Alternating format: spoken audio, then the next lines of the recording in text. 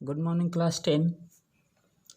Today I am going to start the first chapter of geography, resource and development. In this chapter, you all have to read 4 topics: type of resources, with introductions, development of resources, land resources, and soilage resources. But I will try to complete one topic in one clip. So today I am to start introduction and type of resources and ये ऐसा मतलब clip होगा जिसमें आप notes बना सकते हो। यही आपके लिए होमवर्क है। मैंने उसी तरह से ये पेज भी तैयार किया है ताकि आप नोट्स बना सको। So let's start the topic of today. Then what is resource? Everything available in our environment which can be used to satisfy our needs termed as resources. जो भी चीज़ हमारे एनवायरनमेंट में उपलब्ध है, जो हमारी ज़रूरतों को पूरा करने में सक्षम भी है, उसे हम रिसोर्स कहते हैं। बट एक कंडीशन है कि वो सारी चीज़ें टेक्नोलॉजिकली एक्सेसिबल हो, इकोनॉमिकली फीसिबल हो। फीसिबल मतलब संभव, और कल्चरली एक्सेप्टेबल हो, तभी हम उसे रिसोर्स कह सकते हैं। तो ये जो रिसोर्स का ट्रांसफॉर्मेशन का प्रोसेस है, इसमें 3 टर्म लगते हैं। पहला लग जाता है आपका नेचर, दूसरा टेक्नोलॉजी और तीसरा इंस्टीट्यूशन। इन्हीं तीनों के इंटरडिपेंडेंट रिलेशनशिप जो है, यही रिसोर्स का निर्माण करते हैं। जैसा आप यहाँ पे देख रहे हैं डायग्राम में कि ह्यूमन बीइंग्स जो है ये भी रिसोर्स है। इसने नेचर में यानी फिजिकल इन्वायरमेंट में अपना इंटरेक्शन दिया, किसके थ्रू? टेक्नोलॉजी के थ्रू। उसने टेक्नोलॉजी से इंटरफेयर किया, और जैसे ही इंटरफेयर किया तो उसने क्या किया, उस चीज़ को रिसोर्स में कन्वर्ट करने के लिए इंस्टीट्यूशन में लेकर आया, यानी फैक्ट्री में या जहाँ प्रोडक्शन सेंटर है वहाँ लेकर आया। अब सपोज मान लो कि नेचर से वो कॉटन उठाता है, उस कॉटन में अपना टेक्नोलॉजी लगाया, जो भी उसके पास मशीन होगी, और उसको फिर क्या किया, लेके गया इंडस्ट्रीज़ में, और वहाँ उसने क्या किया, उस कॉटन को कन्वर्ट कर दिया कपड़े में। तो इस तरह से रिसोर्स का निर्माण या इन्वेंशन या कह सकते हो प्रोडक्शंस होता है। तो इंसान भी इन सारे रिसोर्स में खुद एक रिसोर्स है, और बहुत ही इम्पोर्टेंट रिसोर्स है। यही इकलौता एक ऐसा रिसोर्स है जो बाकी सारे रिसोर्स को कन्वर्ट करता है यूज़फुल रिसोर्स में। तो यहाँ पर सवाल ये है कि रिसोर्स है कितने तरह के हमारे नेचर में? वैसे तो रिसोर्स 2 ही है, natural resource and human resource, but सुविधा के अनुसार इसे 4 बेस पे डिवाइड किया गया है, जो कि हम आगे के टॉपिक में देख रहे हैं।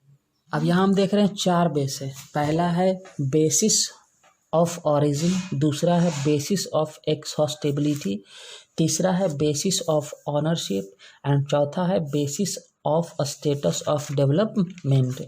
तो सबको हम एक एक करके डिफाइन कर रहे हैं, नाम यहाँ लिखा हुआ है, आप बस उस डेफिनेशन को ध्यान से सुने और समझे। तो फर्स्ट पार्ट क्या है? बेसिस ऑफ ऑरिजिन, यानी पहला बायोटिक। बायोटिक क्या है? All living things of environment are termed as biotic resource. जैसे फ्लोरा एंड फौना, यानी जो जानवर हैं या प्लांट है वो सब बायोटिक रिसोर्स। ए बायोटिक में आ जाओ। All those things which are composed of non living things are called abiotic resource. वो सारी चीज़ें जो नॉन लिविंग थिंग्स से मिलकर बनी हो तो एबायोटिक रिसोर्स है। जैसे रॉक्स, मेटल्स, और भी बहुत सी चीज़ें। चलो दूसरा बेस पे चलते हैं। सेकेंड बेस क्या है? एक्सहॉस्टेबिलिटी। इसके अनुसार 2 पार्ट, पहला रीन्यूएबल एंड दूसरा नॉन रीन्यूएबल। चलो रीन्यूएबल देखते हैं। The resources which can be renewed और reproduced by physical, chemical और mechanical process are known as renewable resources. इसको रिप्लेनिसेबल कहते हैं। तो ऐसा रिसोर्स जिसे फिजिकल रूप से या केमिकल या मैकेनिकल प्रोसेस की मदद से बार बार रिप्रोड्यूस या रीन्यू किया जाए, उसे रिन्यूएबल रिसोर्स कहते हैं। जैसे solar energy, wind energy, water, forest, wild life. अब चले जरा नॉन रिन्यूएबल में। ऐसा रिसोर्स जो एक लंबे पीरियड के बाद बनता हो और जिसकी लिमिट जिसकी मात्रा या क्वांटिटी लिमिट हो उसे नॉन रिन्यूएबल कहते हैं। जैसे फॉसिल फ्यूल, मिनरल्स लाखों साल लग जाते हैं इसे बनने में, और वो भी लिमिट मात्रा में रहता है। एक बार ये क्या होता है, रिसाइकल नहीं होगा और ये ख़त्म भी हो जाती है। चलो तीसरे बेस पे, बेसिस ऑफ ओनरशिप, इसके आधार पे 4 है, इंडिविजुअल, कम्युनिटी ओन्ड, नेशनल और इंटरनेशनल। सबसे पहले इंडिविजुअल को, ऐसा रिसोर्स जिस पे किसी एक व्यक्ति का प्राइवेटली अधिकार हो उसे इंडिविजुअल कहते हैं। जैसे सपोज किसी का खेत है फार्मर का, तो वो फार्मर का वो खेत है तो इंडिविजुअल हो गया। आपके पास जो पेन है, मोबाइल है, वो इंडिविजुअल है। दूसरा कम्युनिटी ऑन रिसोर्स, ऐसा रिसोर्स जिसके ऊपर कम्युनिटी के सारे मेंबर का अधिकार हो, किसी कम्युनिटी का। जैसे आप एग्जांपल ले सकते हो, ग्राउंड्स, पॉन्ड्स, वे टेम्पल, पार्क या पिकनिक स्पॉट्स, प्लेग्राउंड, ये सारी चीज़ें। चलो तीसरा नेशनल रिसोर्स पे, ऐसा रिसोर्स जिसके ऊपर एक कंट्री का अधिकार हो लीगली, उसे नेशनल रिसोर्स कहते हैं। जैसे रोड्स, कैनल्स, रेलवेज, ये सब नेशनल है। अब यहाँ पे एक सवाल है कि नेशनल रिसोर्स में जो ओशियनिक बॉडीज़ है उसमें से 12 नॉटिकल माइल्स यानी 12 नॉटिकल मील, नॉटिकल मील मतलब इससे नापी जाती है समुद्री दूरी, तो 12 नॉटिकल मील्स या 19.2 किलोमीटर तक का जो दूरी है समुद्र में, उतना दूर तक नेशनल रिसोर्स में ही वो ओशियन आएगा। और एक नॉटिकल मील बायो इक्वल टू 1.6 में किलोमीटर होता है। एंड लास्ट है इंटरनेशनल रिसोर्स, ऐसा रिसोर्स जिसके ऊपर किसी इंटरनेशनल इंस्टीट्यूट का कंट्रोल हो या वो रेगुलेट करता हो, उसे इंटरनेशनल रिसोर्स कहते हैं। और किसी कंट्री का 200 नॉटिकल मील के बाद जो ओशियन चालू होगा, उसके बाद वो इंटरनेशनल ओशियन के नाम से या इंटरनेशनल ओशियंस के अधिकार में आता है। तो यहाँ एक सवाल है कि नेशनल रिसोर्स में 12 नॉटिकल माइल और इंटरनेशनल रिसोर्स स्टार्ट होता है 200 नॉटिकल माइल, तो बीच का जो है वो किसका है? यानी 12 नॉटिकल माइल और 200 नॉटिकल माइल के बीच का जो हिस्सा है वो किसका है? तो इस पे भी देखो ध्यान देना कि अगर मान लो 12 नॉटिकल माइल और 200 नॉटिकल माइल के बीच का कोई रिसोर्स मिलता है जो किसी कंट्री के अधिकार में, तो उस रिसोर्स से नज़दीक जो कंट्री होगा, उस रिसोर्स से जिस कंट्री को सबसे ज़्यादा फ़ायदा होगा, वो रिसोर्स उसी कंट्री के लिस्ट में आएगा। जैसे बॉम्बे हाई का आप देख सकते हो, वो मान लो कि 22 किलोमीटर से दूर है, लेकिन वो इंडिया उससे नज़दीक है, इसलिए वो नेशनल रिसोर्स आ जाएगा इंडिया में। अब लास्ट है डेवलपमेंट के आधार पे 4 है, पोटेंशियल, डेवलप्ड, स्टॉक और रिजर्व। इसे ध्यान से सुनिएगा, थोड़ा सा टफ है ये।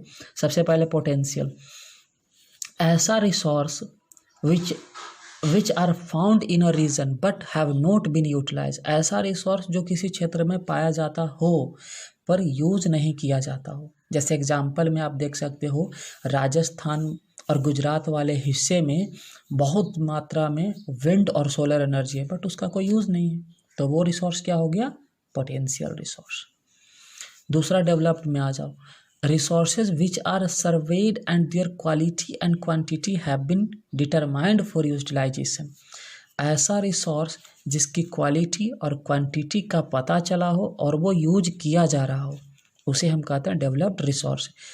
अब इसमें आप जितना भी देख सकते हो रिसोर्स, चाहे कोल हो, बुक हो, कॉपी, कुछ भी, वो सब डेवलप्ड है, तो वो हो गया डेवलप्ड रिसोर्स। और चले तीसरा स्टॉक में, कंफ्यूज करेगा इसलिए ध्यान से सुनिएगा। materials in the environment which have the potential to satisfy human needs but human beings do not have the appropriate technology to access these are included among stock। ऐसा मटेरियल जो environment में बहुत सारा है, इंसान की ज़रूरतों को भी सेटिस्फाई कर सकता है, बस इंसान के पास पर्याप्त टेक्नोलॉजी नहीं है कि वो उसे एक्सेस कर सके, तो ऐसे रिसोर्स को स्टॉक कहा जाता है। इसमें वाटर का एग्जांपल बहुत बेस्ट है। वाटर में 2 कंपाउंड है, hydrogen and oxygen, and hydrogen जो है एनर्जी का बहुत बड़ा सोर्स है, बट उसके लिए टेक्नोलॉजी नहीं है कि वो हाइड्रोजन को कैसे अलग करे और एनर्जी जनरेट करे, इसलिए इसको रखा गया स्टॉक में। एंड रिजर्व्स में आ जाओ, reserves are the subset of stock which can be put into use with the help of existing technology know how but their use has not been started. देखो स्टॉक जो है, stock के बारे में technology है नहीं, तो वो तो जमा हो गया आने वाले भविष्य के लिए, जब ये टेक्नोलॉजी आएगी तो हम उसे यूज करेंगे। तो इसी स्टॉक को जब फ्यूचर के लिए जमा करके रख दी जाती है तो उसे कहा जाता है रिजर्व्स। तो ये था आपका आज का ज्योग्राफी का फर्स्ट टॉपिक। उसमें इंट्रोडक्शन हमने देखा और टाइप्स ऑफ रिसोर्सेज देखा। अब आप इससे नोट्स बनाएं। डेफिनेशन आप क्या कीजिएगा नोट्स में, biotic, abiotic, renewable, non renewable का जो भी हम बोल रहे हैं आप उससे लिख लीजिए, या फिर आप बुक अगर है तो बुक से हेल्प लीजिए। और इसका नोट्स में आप डेफिनेशन यहाँ ज़रूर लिखिएगा। मैंने बस इस पेज में नाम लिख के छोड़ दिया है, डेफिनेशन आप लिख के ही आगे बढ़ोगे।